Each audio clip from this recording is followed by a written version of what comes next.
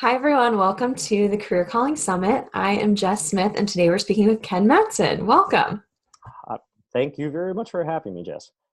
We're excited. So, Ken has been a career consultant and educator for over 25 years. He has worked in the high technology, telecommunications, publishing, healthcare, and higher education industries. He has a Master of Science in Adult and Organizational Learning from Suffolk University in Boston and a Bachelor of Arts in Linguistics from Hamilton College in Clinton, New York. He specializes in working with creative, professional, and mid-career changers, helping them to realign their work with their essence, which I love. So today we're going to talk a little bit about integrating creativity into your career. So to hmm get us started, Ken, would love to just have you talk a little bit about what does it mean to be creative in your work and your life? Well, yeah, thank you. So this is an area where a lot of people have this idea that being creative or being an artist means that you're, shoved away in some small room doing painting or something like that. Yeah. And it means a lot more than just that. You can be creative in lots of different ways. Something I shared with you last time we spoke was that for every job in the country has a code which kind of talks about what are the aspects of it, and lawyers are considered creative, Yeah. or they're considered artists because they get a case and then they have to figure out how to craft a, a procedure for how they're going to address it. So that is an artistic or creative area, whereas most people wouldn't think of that. Right. And I've worked with people in all sorts. I've worked with people who are poets. I've worked with people who are accountants, which are just about the furthest apart you can get. Yes. And I did find out from working with accountants, and I kind of had my biases too, that you can be creative as an accountant, thinking about how you put that together. So really, creativity is not a thing. It's more of a verb. It's a process. And granted, you can be in the creative fields where you are working on creating something and that is your main focus of your work. But it can also be that you utilize creativity in whatever sort of job you do. Because I think we all know of somebody who we've worked with who, when we have spent time with them, all of a sudden they come up with great ideas. And, it might not be earth shaking, but it could be like, I never thought of putting those together. Yeah. And recently, I've just been reading The Icarus Deception by Seth Godin.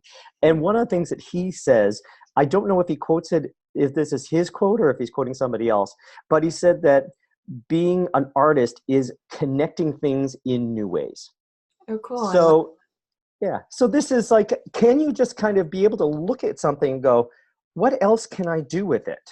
Mhm. And is there something new that I can do with it? And being open to those possibilities. So, I've worked with people who have, like I said, I've worked with poets and TV writers and theater people and all sorts of advertising execs, all sorts of people who are the main part of their work is having a creative output. But I've also worked with lots of people who are in business and trying things out and marketing and all sorts of other areas. But there is a creative aspect of that. And too often we don't accept that that's a possibility. Our Mhm. culture tends to want to put us in a box and say, there you go. So one of my things is getting people to be really more conscious of what's going on and what's around them. To be able to say, well, how could I make a different connection with something? Yeah, that's perfect. I love that. And so let's start with the people who have maybe a little bit more, I don't know if I should use this word or not, but like traditional creative careers. How, if they want this creative passion that they have, some people are just so drawn to something, so passionate about it, they can't not do it. I feel like Oh, it's just their thing. So yes. if they want this to be their main source of income or their main day-to-day job, how do people kind of go about successfully making that their reality? Yeah, and so one, it's not something that um, is a guaranteed thing. The art world in all of its aspect is a tough industry to be in. Yeah. I've worked with a lot of people who have gone out to Hollywood to work in the film industry, and a lot of times they can feel like they're getting chewed up and spit out. Yeah. And so one of the things, usually if you are a creative of this one, as you said, you cannot not do it. Mhm. You really need to do it. Is something inside you that needs to come out. So what I like to say is usually think about what way does this fit in your life? Because it could fit in a lot of different ways. So for one, there can be those people who it's like, okay, I'm a painter. Okay, I do my job and then I come home and I paint in the evening and maybe somebody sees it and that's fine. Or maybe I kind of do a little bit more with it and maybe have a showing of some place, or I'm putting it on Etsy and I am getting paid for it. It Yeah. could be that. And if you're really serious that it's like, this is what you want to do, one, you need to figure out to be seen as a professional in that field, Mhm. because there's so many other people that are trying. What do you need to demonstrate? I like to say, are you in the secret club? So like, for example, if you are in post-production film editing, all right, do you know how to use Final Cut Pro? Mhm. This sort of thing, you might need to do that. And I'm just remembering there are two versions, one's for more TV, one's for more film. Sorry if I got one of those wrong. I got the wrong one. But, so for those people who are in that field, they're very particular. So, but it's like knowing, it's like, well, have you ever worked on a film set? Have you worked on a film set, with a certain level of budget or with a certain number of crew? Or is it, if you have been an actor, have you worked at a particular, are you SAG? Are you, have you one of the unions, those things, to kind of understand what is it that needs to be, you need to have in order to be seen as viable for that. Because many times people still think of that whole, well, someone's just going to see me and see how fabulous I am, and they're automatically going to hire me for this big budget film. It's like, no, usually those people who are the breakout artists, the actors and actresses that are in films, they've usually been slogging in the weeds for years, kind of building up their portfolio. Because an artistic thing is usually, it's a portfolio build. So you have to think about, what are the things that I need to do for that? And so then if you go into it and you're expecting that it will support you right off the bat, and you don't have a portfolio built, it's probably not going to happen. And also the connections, which everyone knows. And usually that's because if you are on a set and if you're on a movie set and you break a light, and all of a sudden they have to stop filming for 2 hours while they go get another light, Uh-huh. that's costing thousands of dollars. So Mhm. they want to make sure that whoever they have on there, they really trust. So usually that trust comes from, I've worked with you before. So, Yeah. so it's a combination of building up your portfolio, and in the creative field, depending, because it could be poetry, it could be screenwriting, it could be a lot of different things. You To put all the pressure that I have to make money from this, that's kind of antithetical to the creative process. Mm. As I mentioned to you last time we spoke, I really like Elizabeth Gilbert's book, Big Magic. And she just came, and if you can get the audiobook with her speaking, highly recommend it. And she said that to try to put all that pressure on your art, on your creative ability, will really kind of squash it. Yeah. So you need to give it some space. So in many ways, can you be creative and can you work in the field? Absolutely. And there are lots of people doing it. Is it easy? Absolutely not. Yeah. And what are the things you have to do? And you have to be a lot more planful for this. Like, to be an artist, you have to be an entrepreneur also. You Yeah. have to manage your own career. And sometimes what I like to say, and this is a term I've used a lot, is you have your creative career and your career that supports your creative career Okay, I to like that. start off with. Because your creative career, that's your building your portfolio. Yeah. But if you have your career that supports your creative career, it's not a day job, which I don't like that term, because day job says, one, I don't care about what I'm doing here, and two, nobody else values the other things I do Right. in order, for this. So, but if you have your creative career and your career that supports your creative career, it needs to support it not only in money, but also in time and energy. Because if you're making a good amount of money, but you come home and you're exhausted and you can't do your writing or your art or your editing or whatever it is, it's not supported. Yeah, because you need space for that. Exactly like you said, creativity, you need space for it to flow. And if all of Yep. that's being taken up by, your day-to-day job, Mm-hmm. where is that going to come from? Right. Right. Exactly. Okay, and so how can people go about discovering, I'm thinking maybe more so for their day-to-day job, a position that could incorporate some of their creative abilities? How can they determine what might be out there? Well, that's one of the things that I do. I do work with a lot of people, and as we talked about, one of the gifts that I have is a handout which has a number of different exercises to look at what your background is to see where have you kept coming back to as far as your career. It's like, oh, I'd like to do these things. This is what's made me happy. And so I usually do with kind of mining people's background and Okay. say, all right, well, what kept showing up? And that's really hard to do on your own. People can do it, and I'm giving this handout to hopefully allow people to do it.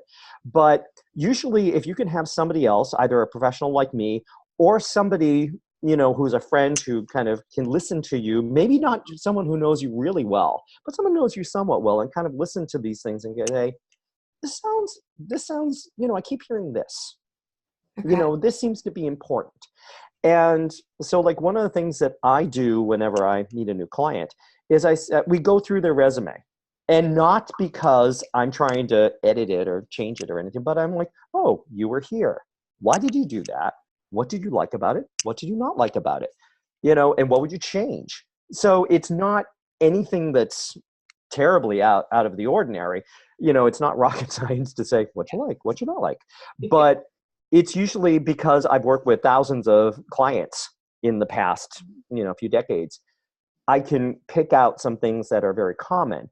And what I find that for many people, the reason why they are having a problem trying to figure out what they want is in our culture with like, well, you want to be a writer, or you want to be an engineer, or you want to be a doctor, you want to have something, there's a very particular thing.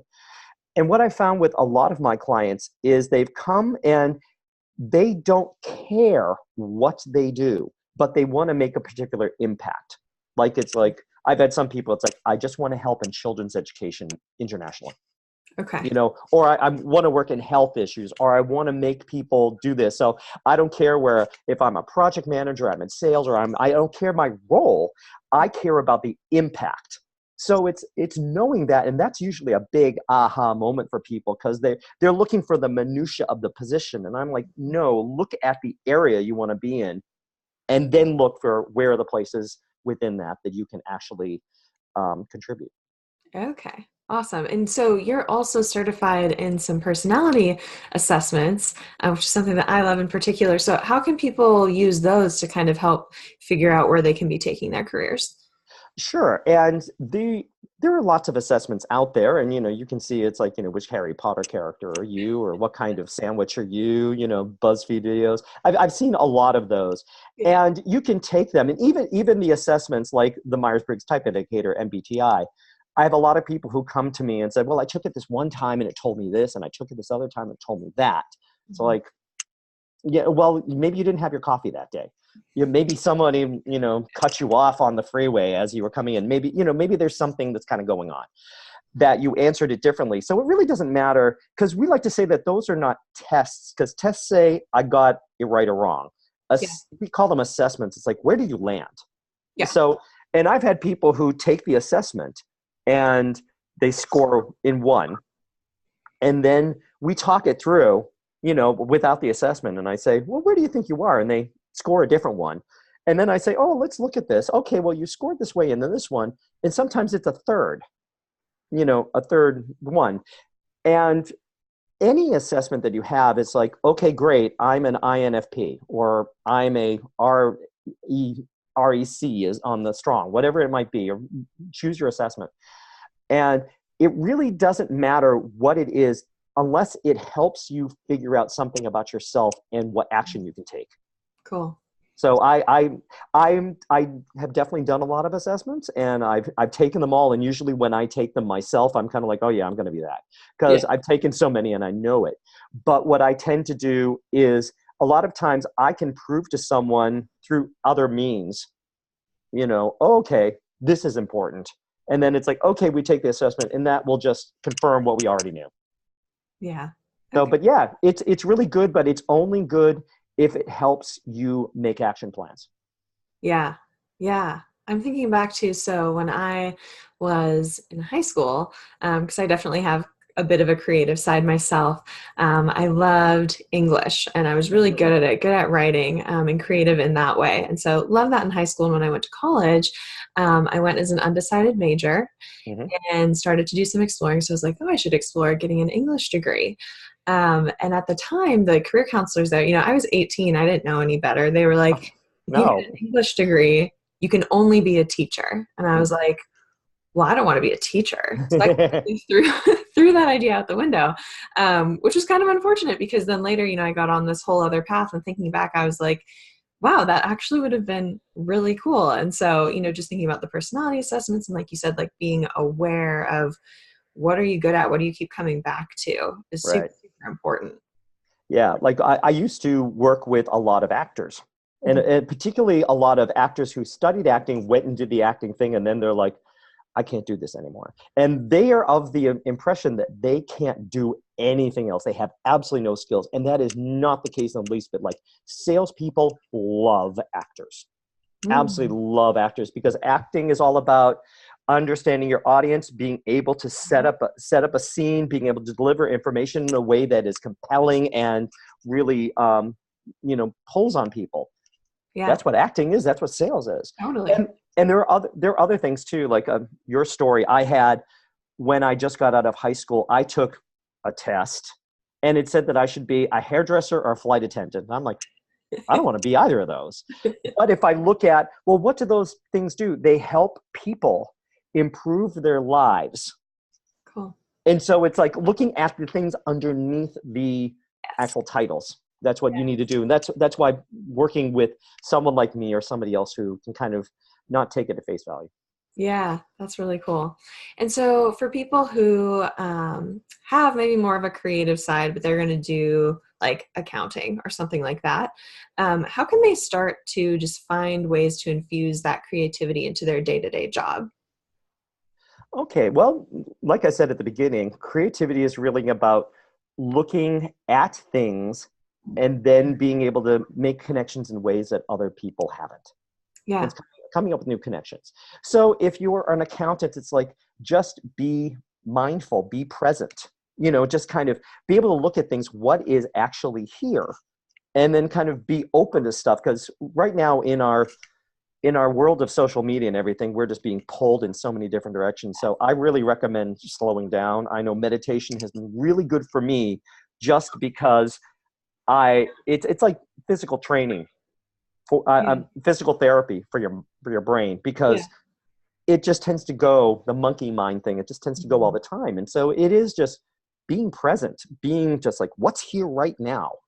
And so what I would say with those sort of things, can you be really noticing what's happening, and can you say, is there another way we can do this?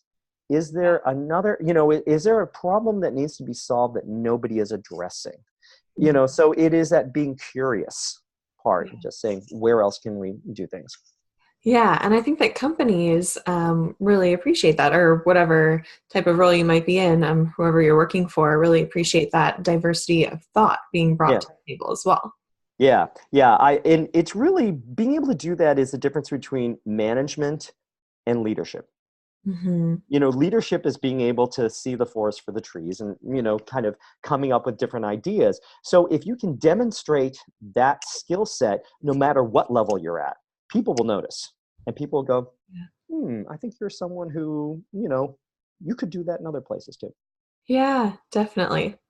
Well, we're starting to run out of time, Ken. You kind of already touched on it, but if you want to give us another quick recap of the gift that people are going to be able to access after your interview. Sure. So actually, it's two handouts that I'm merging into one. So it is handouts that I tend to work directly with my clients, and I think they found it really helpful. So one is an assessment type of being able to kind of mining your background and saying, it's like, all right, like, where are we going? Like I said that one question is, tell me about 10 people who have jobs that you think are really cool. Hmm. And I said, Oprah shows up on a large percentage of these. But Oprah shows up for different reasons for people. It could be because she's rich. It could be because she, is in charge of a big company. It could be because she's a philanthropist. It could be lots of different reasons. But, it's kind of looking at that. So the first part is about how can you mine your background for what all these are. And then the next is, once you get that, is how do you start doing research? And this is what I found a lot of people really, really struggle with, because they only know what they know, and they to kind of go outside. So looking at that more top-down area. So can you identify, like, what industries do I want to be in? What's my geography? So it's these sort of things. So if you go to resonare.com/2019 CCS, which there'll be a link here, you will not only have kind of some of my thoughts about the things we've talked about today, but also links to some of the articles on my website that cover some of these, links to some of the books and things that I've talked about, and also a link to get the handout. Perfect. And then where can people find you online? So they can find me at resonare.com, resonare.com. Then resonare is Latin for to resound or to cause to ring. So meaning the philosophy is that if you're doing what you should be doing, it should be just emanating out of you like a bell. So there shouldn't be any dissonance in there. Because my whole philosophy is that your work life and your personal life should be in concert. They might not be, overlapping, but you shouldn't be at odds with each other, especially ethically. But so that's where I really tend to do. So I have that. You can go to The Resonating Life on Facebook. That's where I post a lot of information there. And if you go to, I think it's ken.mattsson at Instagram, I'm on there too. I'm at Ken Mattsson at Twitter, and Mattsson is Mattsson. Think Matt's son. Take away the apostrophe in the space. Perfect. Well, thank you so much for your time, Ken. It's been wonderful chatting with you. Same here. I really appreciate this opportunity. Awesome. And I will see the rest of you on our next interview. Take care. Goodbye.